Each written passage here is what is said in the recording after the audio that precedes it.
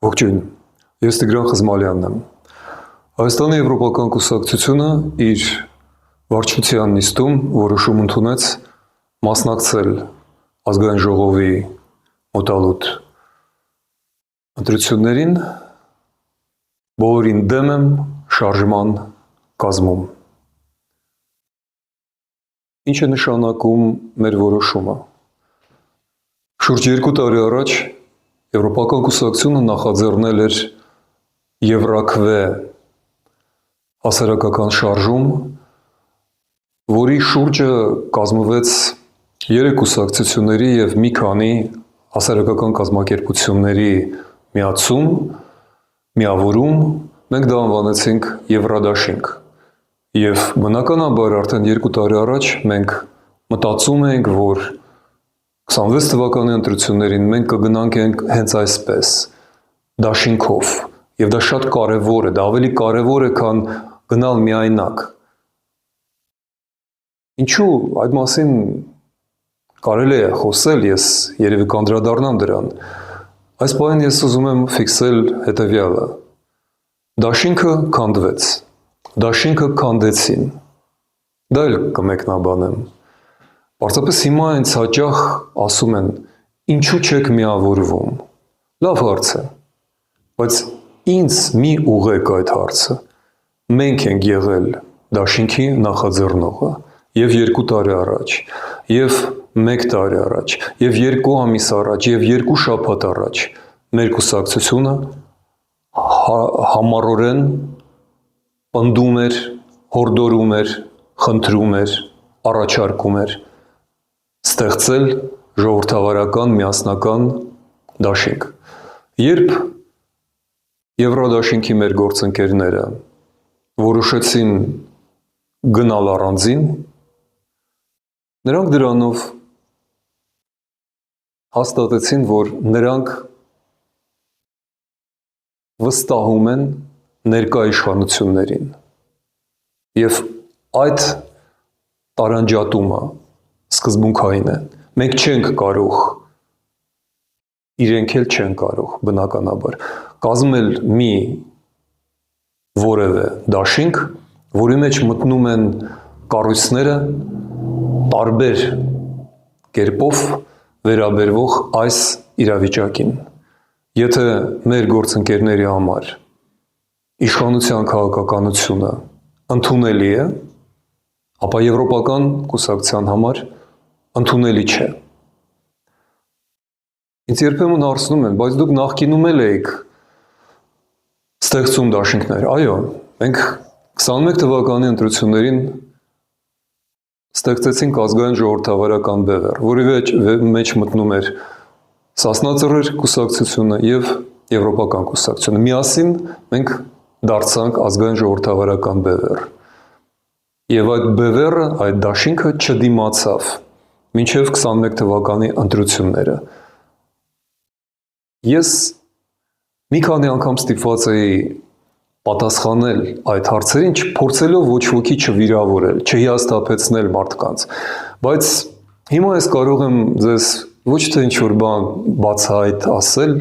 ես ընդամենը կհիշեցնեմ ձեզ, որ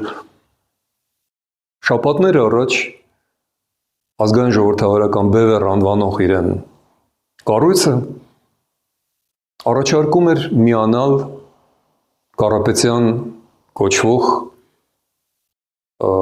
քաղաքական շարժմանը, այսինքն նախկին նախագահների կամ նրանցից 1-2-ի կողմից հովանավորվող ստեղծված այդ կառույցին, որը ակնհայտորեն ռուսամետ է։ Եվ այդ պահին ես մտածեցի, գուցե այլևս ինձ հարց չտան, թե ինչու մենք 21 թվականին դուրս եկանք ԱԺԲ-ից։ Հիմա դուք հասկանում եք, հենց այն պատճառով, որ մենք 21 թվականին տեսանք այն, ինչ դուք տեսաք 26 թվականին։ Ձեզնից նրանք, ոչ բոլորը, շատերը տեսել են դա ավելի շուտ կամ վաղուց, բայց հիմա այլևս հարցեր մեզ գոնե ուղղված պետք է որ չառաջանան։ Մենք չենք կարող դաշինք կազմել որպես Եվրոպական կուսակցություն որևէ կառույցի հետ, որը պատկերացնում է համագործակցությունը ռուսամետ նախկին իշխանությունների հետ։ Մենք դեմ ենք դրան, բոլորին նրանց մենք դեմ ենք։ Ինչպես նաև մենք դեմ ենք այն կառույցներին, այն կազմակերպություններին, կուսակցություններին, որոնք հնարավոր են գտնում ընդհանուր եզրեր փնտրել եւ գտնել ներկայիս իշխանության հետ, որը մեզ համար նույնպես իր քաղաքականությամբ դարձել է անընդունելի, որովհետև ռուսական կողմնորոշմանը, որին ԿՊ-ն մնում է հավատարիմ, նրանք ընդամենը ավելացրեցին Ադրբեջանի եւ Թուրքիայի հետ հարաբերությունների ոչ միայն ընդլայնումը, այլ խոսելով նրանց տերմինաբանությամբ, նրանք պատրաստ են, հայտարարում են, որ Հայաստանի անվտանգության երաշխավորը Ադրբեջանն է։ Հայաստանի եվրոպական կուսակցությունը բացառում է նման երաշխավորին, ինչպես նաև կարծում եմ 100 հազարավոր եւ միլիոնավոր հայեր։ Ուստի հարցը թե ինչու մենք չենք կարող դաշինք կազմել այդ կառույցների հետ, նույնպես այլևս էական չէ։ Մենք դեմ ենք նրանց։ Այո, մենք նրանց դեմ ենք։ Կարծում եմ դուք էլ, կամ գոնե ձեզնից շատերը, ես կարողացա բացատրել, ինչու ենք մենք դեմ նախկիններին եւ ներկաներին։ Եվ այդ պահին մենք ուշադրություն դարձրեցինք նորաստեղծ մի շարժմանը, որը իր կարգախոսը ձևակերպեց հենց այսպես. հներին նորերին բոլորին դեմ եմ։ Նրանք, ինչպես եւ մենք, դեմ են նախկին եւ ներկա իշխանություններին, արդարացիորեն համարելով, որ այս 30 տարիները եւ հատկապես վերջին 8 տարիները բերեցին մեր երկիրը, ես չեմ ուզում օգտագործել պաթետիկ անդուդի եզրին կամ չգիտեմ որտեղ, դուք տեսել եք ինչ է կատարվել, մեր երկիրը մեր աչքի առաջ փոքրացավ 1/3 մասով, մենք կորցրեցինք 10 քաղաք, 200 գյուղ, 400 եկեղեցի ու տաճար, 350 դպրոց, գետեր, լեռներ, հանքեր, մենք կորցրեցինք Արցախը, այս ապիկար, պարտվողական, ոչինչ չհասկացող ու ոչինչ չսովորող քաղաքական դասի պատճառով, որովհետև 30 տարի շարունակ եւ վերջին 8 տարիները հատկապես նրանք բոլորը Տեր-Պետրոսյանը, Քոչարյանը, Սարգսյանը եւ Փաշինյանը մերժում էին փրկության միակ ճիշտ ուղին ինտեգրումը Եվրոպայի հետ, այն ինչ արեց Բոսնիան, Կոսովոն, այն ինչ արել էին ժամանակին Բալթյան երկրները, ինչ հիմա մեր աչքի առաջ անում է Մոլդովան, ինչ մի քանի ժամ առաջ արեց Հունգարիան, ազատվելով իրենց ռուսամետ բռնապետից։ Եվրոպան մեր աչքի առաջ առևտրային տնտեսական կառույցից Եվրամիությունը վերածվում է մեր աչքի առաջ, կրկնում եմ, ռազմաքաղաքական գերտերությանը։ 2 տարի առաջ կառավարության հետ հանդիպելիս կամ ազգային ժողովում ես պատասխանում էի վարչապետ Փաշինյանի կամ նրա կուսակիցների հարցերին, պարոն Խզմալյան, դուք այնպես եք խոսում Եվրոպայի մասին, կարծես թե նրանք մեզ կարող են պաշտպանել։ 2022 թվականի նոյեմբերից սկսած միայն Եվրոպական միության խաղաղապահները դիտորդների առաքելության տեսքով պաշտպանում էին եւ առ այսօր պաշտպանում են Հայաստանի արևելյան սահմանը ադրբեջանցիների եւ ռուսների շարունակվող հարձակումներից։ Նրանք փրկել են հարյուրավոր եւ հազարավոր կյանքեր մեր ու ձեր երեխաների, մեր զինվորների։ Փորձի որևէ մեկը ապացուցել, որ ես սխալվում եմ։ Կարելի է ստել, բայց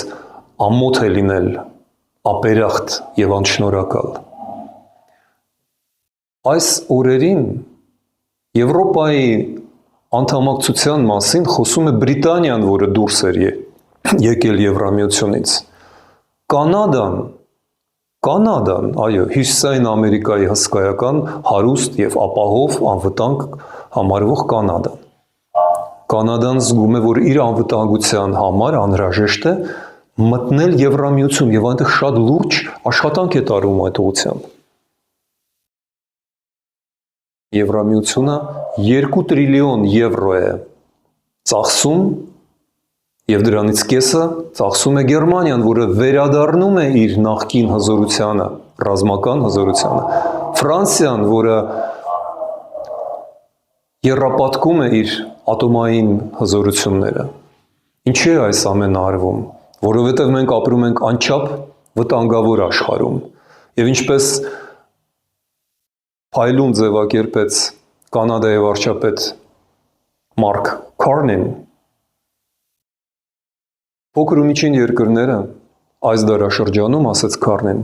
պետք է որոշեն, եթե նրանք ուզում են պահպանել իրենց գոյությունը համաշխարհային ճաշասեղանի շուրջը, նրանք պետք է միավորվեն իրար հետ, այլապես նրանք դառնալու են այդ սեղանի ճաշատեսակը, սեղանի վրա։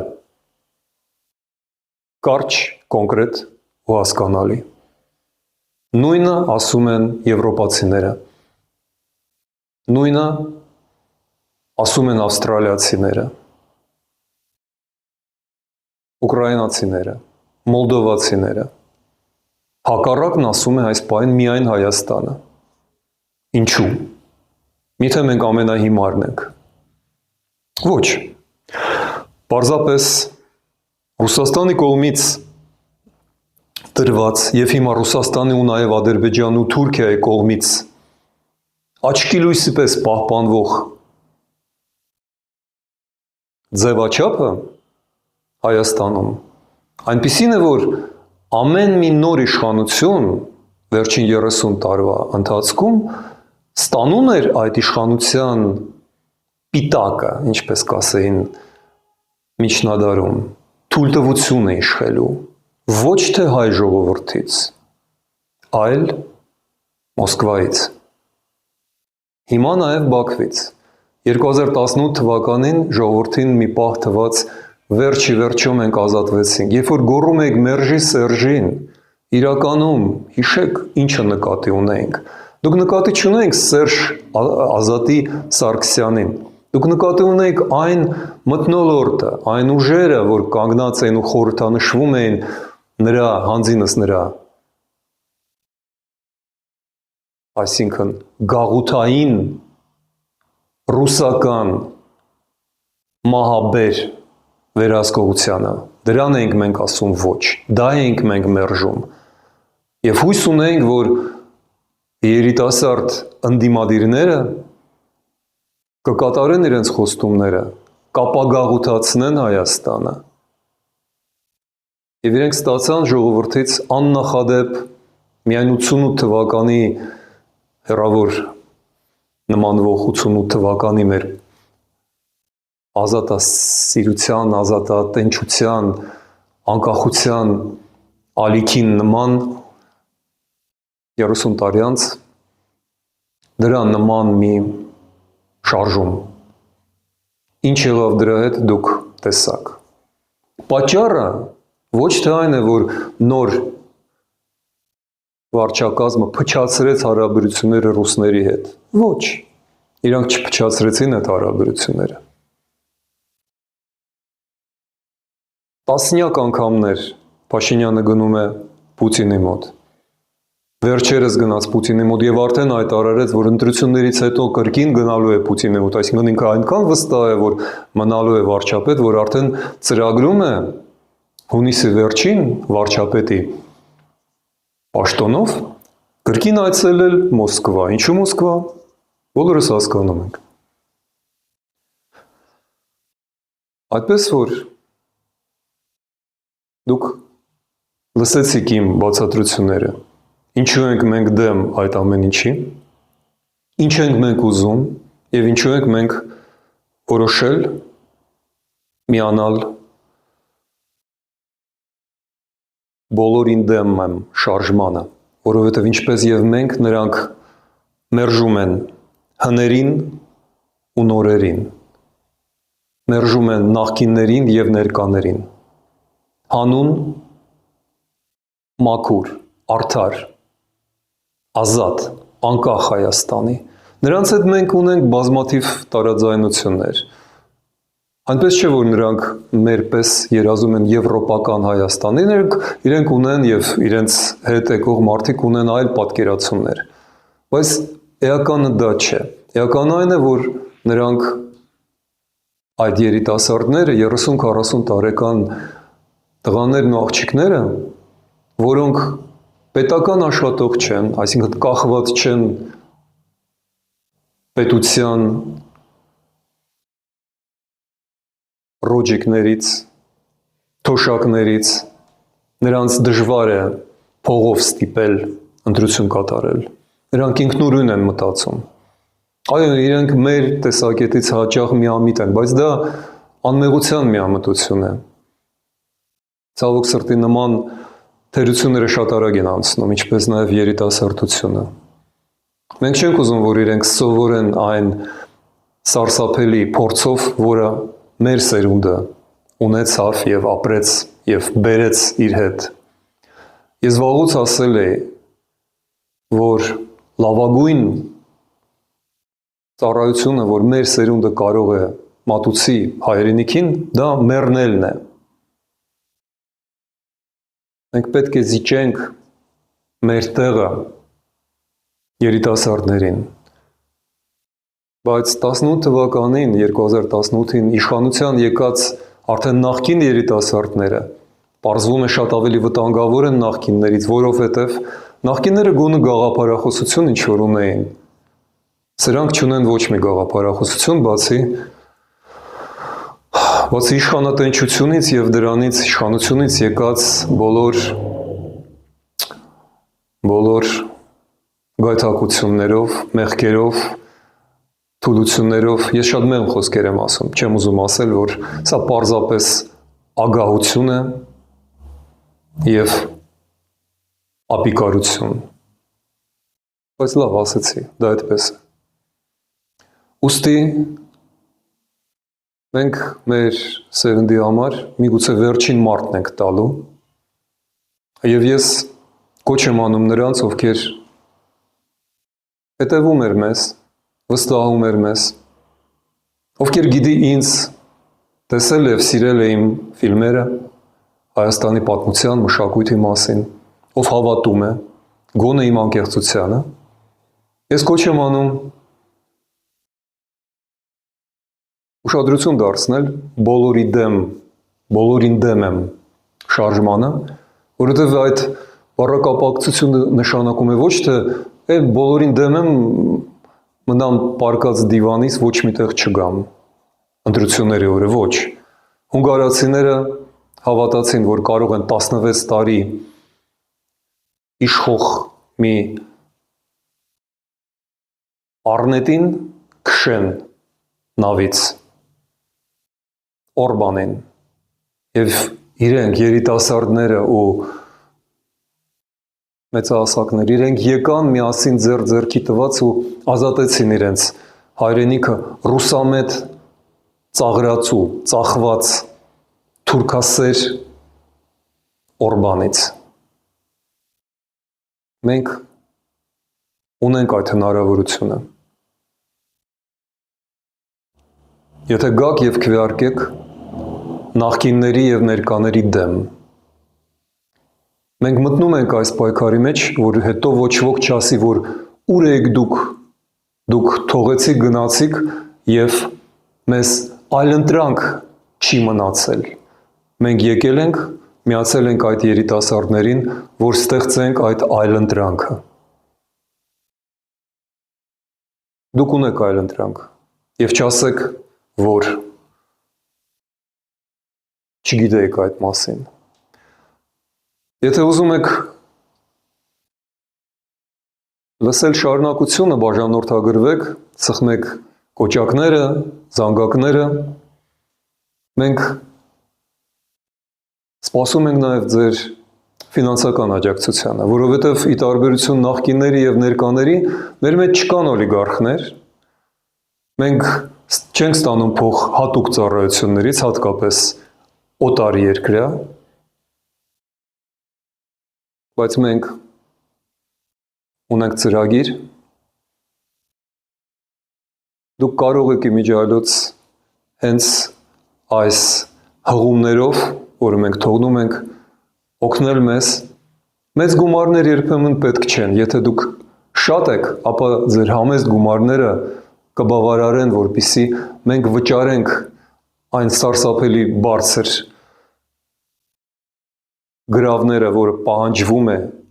մոտ $20,000 միայն մասնակցության համար, որպես կուսակցություն։ Այդպես որ օգնելով իրար, մենք կարող ենք ազատագրել մեր երկիրը, կարող ենք փրկել այն։ Պետք է միայն հույս, հավատ եւ սեր։ Ինչը ես ձեզ ցանկանում եմ։ Բարև մնաք։ Ցտեսություն։